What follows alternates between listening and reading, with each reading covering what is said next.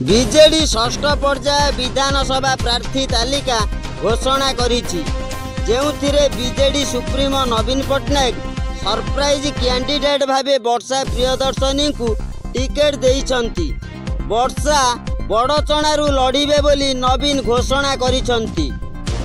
कारण एही दुई जण दुई परस्परी विरोधी राजनैतिक दल स्टार प्रार्थी साजिछंती अनुभव आउ वर्षा प्रियदर्शनी। सूचना थाउ कि गुरुवार अभिनेत्री वर्षा बीजेडी रे जोग देइथिले। ता किछि दिन पूर्वरु वर्षा पूर्वतन स्वामी अनुभव महांती बीजेडी छाड़ी भाजपा रे शामिल होइथिले। एबे चर्चा हेउछि कि अनुभव आउ विधानसभा निर्वाचन लड़िबा को चाहू नाहंती।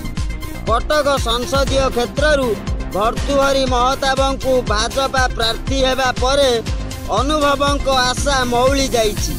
कुआ जाउछि कि अनुभव को बारबाटी कटक किंबा सालेपुरु प्रार्थी करने को चाहूँगी भाजपा, किंतु एथिपाई पूरा अराजी अछंती अनुभव। अनुमान करा जाउछि अनुभव एवं भाजपार स्टार कैंपेनर भावे मैदान को ओह्लाई पारंती। बीजेडी रु राज्यसभा जीवा परे 2019 रे शंख टिकेट रे केन्द्रापड़ारू एमपी भावे निर्वाचित होइथिले अनुभव। परवर्ती समय रे वर्षा अनुभव पारिवारिक विवाद तेजिबा परे अनुभव ठारू बीजेडी दूरता बजाय रखिथिला।